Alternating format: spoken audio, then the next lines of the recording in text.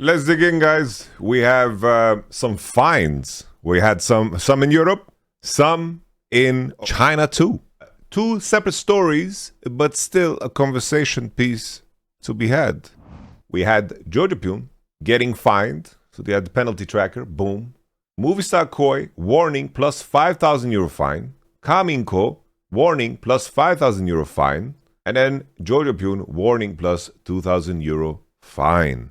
People are speculating it's because of the fuck bombs that have been dropped, which could be the case.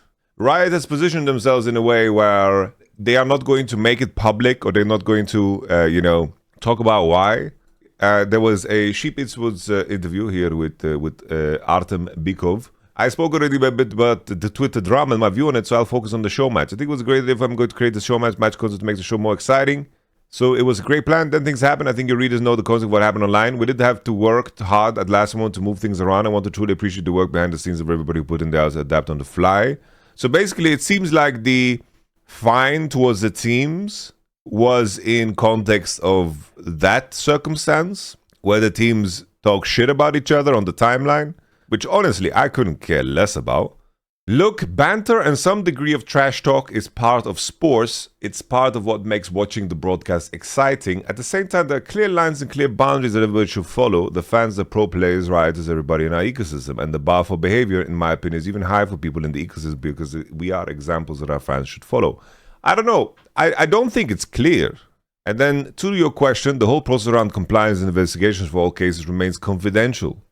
It's just a contradiction in the statement, right? It's like, there are clear lines and clear boundaries that everybody should follow, and then the whole process around compliance and investigation for all cases remains confidential. But all fines that we issue become public in the public tracker, and we do have to add that to the public tracker, all the fines we issued following the Madrid road trip. So it's like we can only speculate what it's about, because maybe there's something else. Maybe there is something else. Some things occur, maybe they happen in the team, outside the team. I'm not so sure. I don't know if this is like conduct unbecoming of an LEC member is extremely vague. Anyhow, we had, of course, the moment where they tweet. So basically, Dark Jack has made a funny tweet. They tweet the interview to get likes and then find Jojopyun after W business. I mean, I think they just ran it down, to be honest. So. I mean, Caliste was shushing you guys in game one. What do you say now? I mean, we're gonna fuck KC so hard the next game, and I'll. The rivalry is on. Back to you guys. Thank you, Jojo. And there we go. So people are speculating it's because of this, but obviously this was a really great moment. This is an amazing moment. Another thing that is confusing, right? The layer that we have to add to this is, I think Riot. I mean, the LEC is very well aware about how this is exciting for viewership. This is very interesting. This creates storylines. This is Jojopyun showing personality. The only thing I can think of is that there were actually sponsors that were unhappy about this. That's how it seems. It seems like sponsors came in and they had issues with this. I can imagine that they were unhappy about the show match that was promised, and they were unhappy about some of the language spoken, because I think the only people that are sensitive enough to care about this is sponsors. The only thing that is strange, right, is that they raised the age to 18 plus for players. I thought that would also raise the age of the team, right? The viewership as well. But maybe there's something that they need to align with sponsorship wise.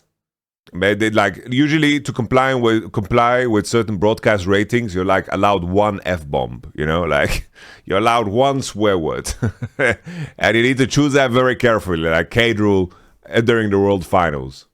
Obviously, it's something they shied upon, and maybe they needed to make a statement to reassure sponsorships. That's what I imagine. That's really, really what I imagine. Straight up. I just don't think LEC is silly enough to be yo, this is bad, the viewers don't like it. I think it has to be the some kind of sponsor. I don't know if it was KitKat or somebody else. I don't know. But once again, just because these clear boundaries and clear rules that Artem mentioned aren't clear at all. Conduct unbecoming of it. I don't know if there's something else that happened. I really don't know. For example, there was this piece of drama, right? I remember where I think that what happened was that Supa got got a warning, but people didn't know too much about that drama. But basically, like, Upset didn't want to shake his hand, and then Supa pushed him. I don't know if you guys remember this. Look at that, he pushed him. Bro didn't want to shake his hand and pushed him. Which is crazy, by the way. Like, you know, there's like a steep step there. And this was like something that didn't happen. Giga Chat AF. No, this is horrible, bro. Like, this is horrible. Our Upset is even telling us that he got fined. So this is like something that happened, but maybe it would be like under the same line. Conduct unbecoming of an LEC member, you know? And as far as I understood, like the situation is that I think that MKOI were all chatting and they were talking shit in all chat, and then Upset thought it's unsportsmanlike and didn't want to shake his hand. Anyhow. And that could be under the same logic, right? Conduct unbecoming of an LEC team member. And I think that from LEC's side, it makes sense to keep all these things internal. Why should they put players in bad light? And I think that for them as well, to make it as vague as possible, gives them a lot of power too in terms of how they enact it, you know? Anyhow, I bring this up only because it's the vagueness of it all. So we don't even know if this is actually what Jojopyun got fined for. But if he did, I honestly think it has to be like some sponsor that like, what is this? You promised us this rating. You don't want to sell Kit Kat bars. We don't want to sell Kit Kat bars on this vulgar broadcast. Which moves us to the next story, which is BOG's been fined 150k, which is approximately 22,000 USD, for skipping mandatory pre-match fan interaction. High five.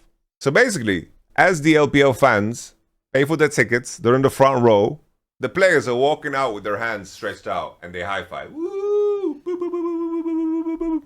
So the LPL official authorities have just released the following penalty notice regarding BOG and Bin. So this is very clear, like they're not being vague.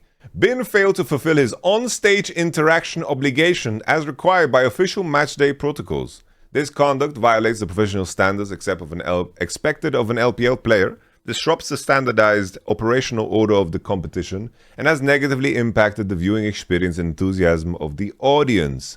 Additionally, BOG has been found negligent in its pre-match player management and behavioral guidance. The club failed to effectively exercise its supervisory and educational duties and is therefore held responsible for its related managerial lapses. The following penalties are hereby imposed.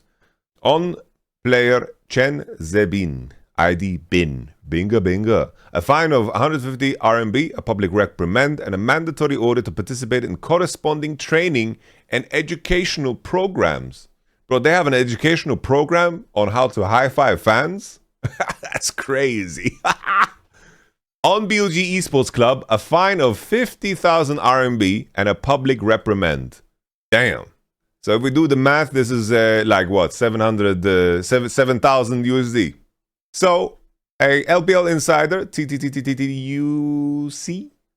So basically, on the VIP tickets that fans get, they basically are promised fan interaction, like player interaction. LPL added it as an incentive for people to watch in the arena. People bought tickets for that, and some traveled far, booked to a hotel to watch the games. High fives are so easy to do, it's literally bare minimum.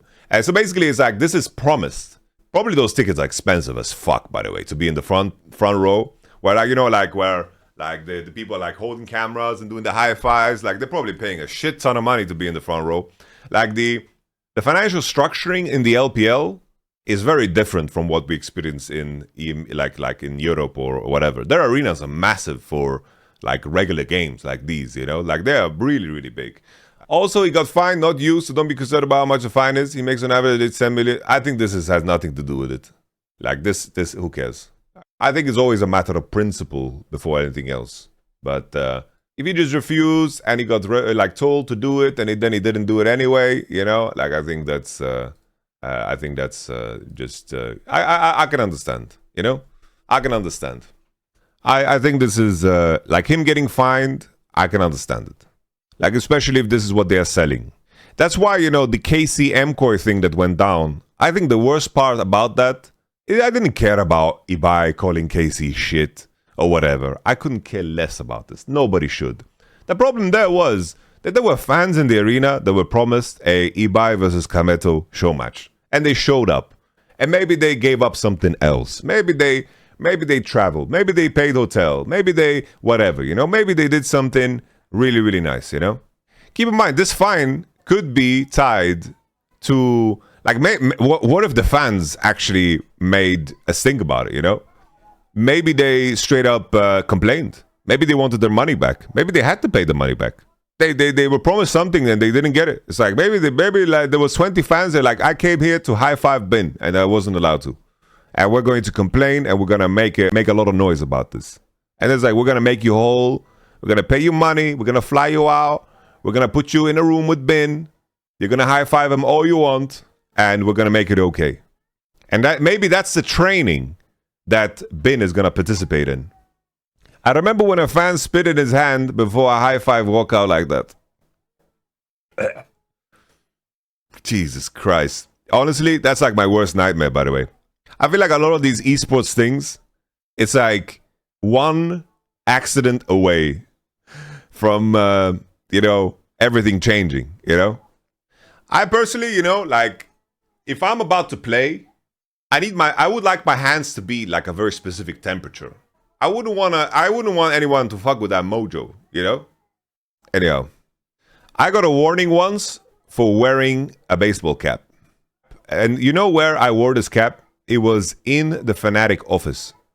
It was COVID regular season. Yeah, it was COVID regular season. We played on 4G internet. Based.